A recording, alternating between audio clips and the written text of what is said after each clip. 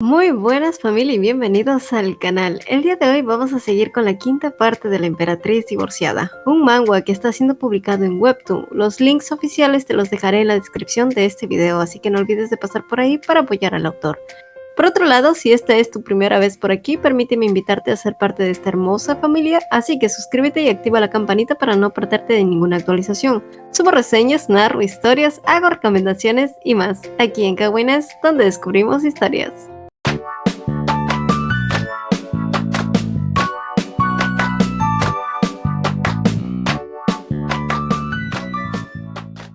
Henry se sentía entre la espada y la pared, ya que por un lado no quería mentirle a Navier, pero por el otro aún no podía revelarle la verdad, así que intentó ser lo más vago posible. Pero para su mala suerte, Navier malinterpretó todo y Henry quedó más nervioso y angustiado que antes. En su regreso, sin embargo, las noticias del caos causado en su ausencia no se hicieron esperar, pues al parecer la duquesa de Tuania se había visto envuelta en una pelea con otra noble debido al duque Ergi, pues según las malas lenguas, habría sido él quien ocasionó el malentendido, al dejar en entrevista la razón por la que muchos hombres parecían caer enamorados por ella, lo que llevaría a la duquesa a cruzarle la cara de una sola bofetada sin esperar que una admiradora de él saliera en su defensa y arrastrándola por los cabellos armando un culebrón. Y aunque sabía que este tipo de cosas solían ocurrir cada año, de todas maneras Navier no podía evitar preocuparse dado que sabía que la duquesa estaría envuelta en toda clase de rumores a partir de ahora. Al cabo de unos días, mientras Navier estaba tomando uno de sus paseos habituales, se vio interceptada por Rashta, quien dubitativa le preguntó acerca de la mensualidad que le correspondía al ser la amante del emperador, y pidiéndole además que le diera una parte por separado sin que sean considerados en los registros contables. Y aunque eso no representaba realmente un problema para Navier, dado que era Sobieshu quien la custodiaba, entonces le correspondía a él llevar esos asuntos, por lo que tuvo que declinar su petición y decirle que primero se lo informara al emperador. Como era de esperar, Rashta no se tomó muy bien esta respuesta, quien refunfuñando fue a derramar sus quejas con el duque Ergi, quien muy atento se ofreció a prestarle el dinero que ella parecía necesitar, pero bajo una condición: que le dijera la razón por la que ella lo necesitaba, y aunque dudosa al principio, finalmente Rashta empezó a cantar. Días después, Navier está organizando un baile de máscaras en el Imperio, pero donde sea que ella va siempre parece encontrarse con Rashta, lo cual ha empezado a molestarle. Así que cansada de esa danza sin sentido, decidió tomar al toro por los cuernos y pedirle que dejara de seguirla. Y aunque Rashta, muy convencida, le aseguró que lo único que quería era observarla desde lejos para poder aprender un poco más de ella, Navier se negó totalmente, ya que después de todo, Sobieshu se había enamorado de ella precisamente por ser como era, e incluso el duque Ergi se había convertido en su amigo por la misma razón. Así que zanjó el tema y volvió a pedirle que dejara de hacerlo o de lo contrario les pediría a los guardias que interviniera. Finalmente el día del baile público había llegado. Este era un evento especial porque tanto los plebeyos como los nobles participaban en él. Esto con la finalidad de dar realce al imperio. Así que en aquella ocasión Navier había elegido un hermoso vestido en un tono rojo tan intenso como la sangre, y mientras se acercaba al salón principal, pronto todos quedaron conmocionados, pues al igual que ella, en el centro del lugar se encontraba Rashta con un vestido del mismo color, y quien al verla se aproximó hasta ella para preguntarle si lo había hecho a propósito. Pese a lo descarado que sonó esa pregunta, vaya que sí fue descarada, Navier no perdió los estribos y le respondió a Rashta por qué querría copiarla, cuando hacer algo como eso solo las dejaría en ridículo a ambas, para luego leccionarle que tuviera en cuenta eso en el futuro para no seguir metiendo la pata. Entonces, sin más, Navier pasó de ella dejándola totalmente humillada. Sin embargo, eso no acalló los murmullos de la gente que seguían preguntándose quién había copiado a quién, pues que no era obvio. Pero para sorpresa de todo el mundo, fue Sobieshu quien cortó cualquier rastro de duda, al anunciar abiertamente que él había sido quien había pedido a la emperatriz que vistiera de ese color. Por otro lado, Navier no entendía las razones por las que Sobieshu había decidido salir a su favor, considerando las veces anteriores que siempre se inclinó por su amante. Pero bueno, para no hacerle el feo, le siguió la corriente. Una vez a solas, Navir le preguntó por qué había mentido, así que este le dijo que, dado que ella era la emperatriz y representante del imperio, era obvio que debía proteger su dignidad antes que cualquiera, ya que la forma en la que la veían a ella era la forma en la que veían a la familia imperial. Tras esa explicación, se enzarzaron en una charla más amena, y pese a los intentos de Rashta de llamar la atención de todos, pronto se dio cuenta que Sobieshu no parecía estar al tanto de ella, ya que seguía sumido en una conversación seria con su esposa. Aburrida por no tener con quién hablar, pues en esa ocasión el duque Ergi no estaba ahí para entretenerla, comenzó a mirar entre el mar de gente, clavando su vista en un hombre solitario ajeno a los demás. Este era el duque de Tuania, así que con una sonrisa maliciosa decidió acercársele. Por otro lado, entre puya y puya, Navir se dio cuenta cómo Sobieshu parecía haberse percatado de que Rashta no estaba sola, pero la reacción en este fue más indiferente de lo que esperaba. Sin embargo, al momento después, cuando Henry apareció para saludarla, el gesto en Sobieshu se torció por completo, haciendo concluir a Navir que quizás Sobieshu aún seguía guardando rencor a Henry por el mal rato que éste le hizo pasar a su amante. Al cabo de unos días, las cosas finalmente colapsaron, pues los rumores que se habían estado cocinando a fuego lento parecían haber explotado en la casa Tuania. Según se decía, el duque le había pedido el divorcio a la duquesa por todos esos rumores de que su hijo era en realidad de su hermano, pese a que ese tema ya había sido zanjado hacía 10 años atrás.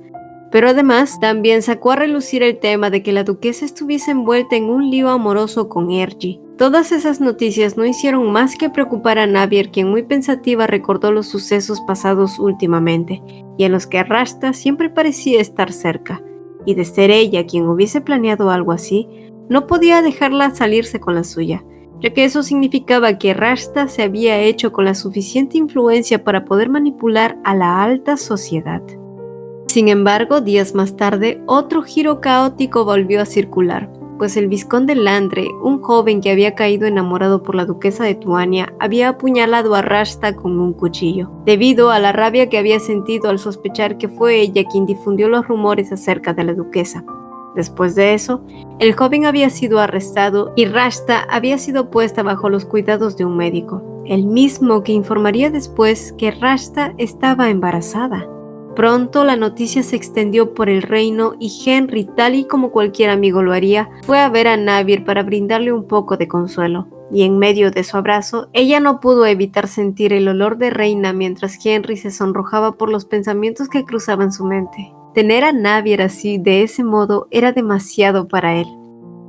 Días después, las noticias inesperadas no dejaban de llegar, pues la duquesa de Tuania había llegado para pedirle que viera por la suerte del muchacho que estaba encarcelado, ya que al parecer iba a ser ejecutado sin derecho a un juicio, acusado por traición, por intento de asesinato y atentar contra la vida del hijo del emperador. Navir, al escuchar sus desesperadas súplicas, accedió a hacer lo que estuviera en sus manos para ayudar, un favor que la duquesa prometió nunca olvidar. Aún así, Navir necesitaba cerciorarse de la versión del muchacho, así que fue a verlo para que éste le dijera su verdad. Al final, descubrió que el rumor difundido había sido gracias al vizconde Loteshu, y de hecho, había un documento que probaba la conexión de este con Rashta. Navir, tras escucharlo, no le bastó más, así que le garantizó que al menos no sería ejecutado. Ahora, el siguiente paso era enfrentar a Sobieshu, pero este se negaba a tratar el tema directamente con ella, así que Navir no tuvo más remedio que ponerlo contra la espada y la pared. Si él no iba a tratar al vizconde Landre tal como dictaba la ley, entonces ella se encargaría de enjuiciar a Rashta por sus delitos. Difundir rumores falsos era una transgresión que se pagaba con latigazos. Sobieshu, al no tener más opciones, finalmente concluyó que el joven Landre no sería ejecutado y solo sería desterrado. Pero a pesar de haber ganado esta batalla, Navir sentía que solo era una victoria vacía realmente.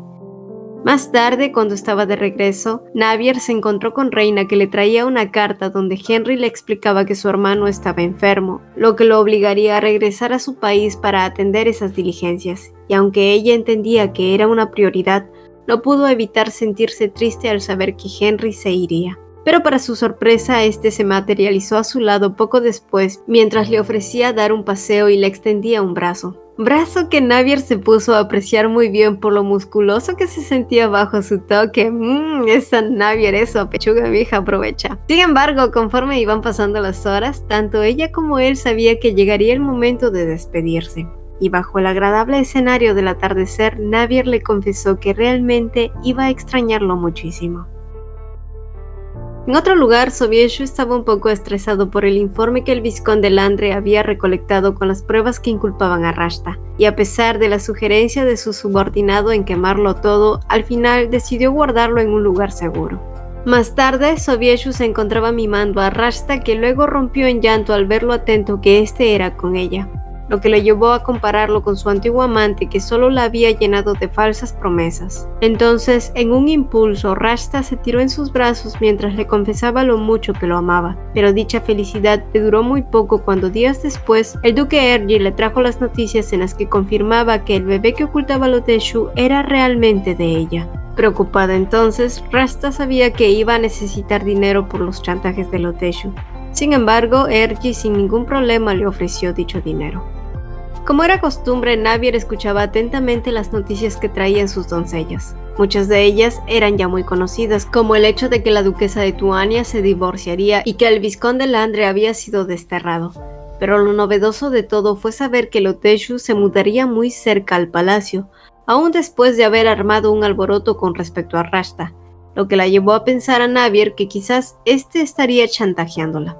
Pero rápidamente desestimó esos pensamientos ya que no eran de su incumbencia. Pronto sus pensamientos se enfocaron en la poción de amor que había recibido como regalo de cumpleaños. Pero lo cierto es que desconocía quién se lo había enviado y dudaba de la veracidad del producto. Así que decidió llevarlo consigo y preguntarle al duque Kaufmann sobre ello, ya que sabía que él se había graduado como el mejor en su clase en la escuela de magia.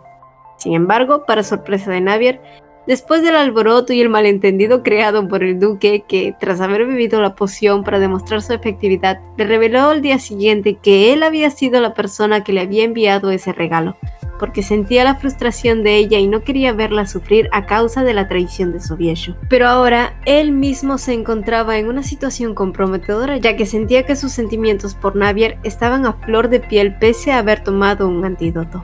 Días después, Navier se encontró con Henry, quien le explicaba que era muy probable que tuviese que irse antes de lo esperado, ya que la salud de su hermano había empeorado. Pero de pronto la llegada del duque Kaufmann interrumpió su conversación, quien al ver lo cerca que estaban se interpuso entre Navier y Henry, creando fricción entre estos dos, quienes seguían empujándose y manoteándose para obtener la atención de Navier. Pero para alivio de ella, fue McKenna quien finalmente intervino para llevarse a Henry, ya que habían llegado noticias urgentes. Y aunque bastante renuente por dejar a su reina a solas con Kaufmann, Henry no tuvo más opción que hacerlo, pero no sin antes despedirse como Dios manda de Navier. Una vez esta se quedó a solas con el duque, pronto ambos establecieron una conversación amena sobre los efectos que la poción tenía, sobre todo los celos que generaban en él. Pero nuevamente se vieron interrumpidos, pero esta vez por Sobieshu, que tras haber escuchado el pleito que habían tenido anteriormente, había llegado todo indignado para reclamarle a Navier su comportamiento, y que no era adecuado ahora que pronto iba a nacer su bebé, el cual, según las palabras de Sobieshu, también sería considerado el hijo de Navier, por ser parte de la familia imperial. Pero Navier se negó rotundamente a aceptar tales palabras. A pesar de eso, Sobieshu no parecía tener filtro aquel día. Sin embargo, el filtro llegó disfrazado del puño del duque Kaufmann, quien, indignado de seguir escuchando cómo Sobieshu ofendía a Navier, le propinó un tortazo de esos que te reinician el Windows. Pero lamentablemente la sangre no llegó al río. Sin embargo, la friega creada hizo reconsiderar a Sobieshu las negociaciones que tenía en su imperio con Louis. A pesar de los beneficios que esto podría traer, en ese mismo momento era el orgullo herido de este el que hablaba. Pero Navier sabía que no podía dejar pasar esto, así que intentó razonar con él. Pero como siempre, al final solo terminaron discutiendo. Pues ante los ojos de Sobieshu, el interés de Navier por garantizar una unión entre las dos naciones era solo para tener como amante al duque Kaufmann. Por supuesto, Navier, cansada de esta cantaleta, le dijo a Sobieshu que se ocupara de velar por la vida amorosa de su amante y no la de ella. Ante su respuesta mordaz, Sobieshu no pudo más y explotó, gritándole que un amante era solo un amante, pero ella era la emperatriz, sin saber que atrás de la puerta se encontraba Rashta escuchando todo. Continuará. Y bueno chicos, hasta aquí el video de hoy. Ya saben que como siempre te estaré dejando los links correspondientes en la descripción de este video para que puedas leer el manga si así lo deseas. Por otro lado, si te gustó mi narración, por favor no te vayas sin dejarme un like y escribirme tus opiniones, que estaré encantada de leerte. Sin más que agregar, me despido y nos vemos en un próximo video. Bye.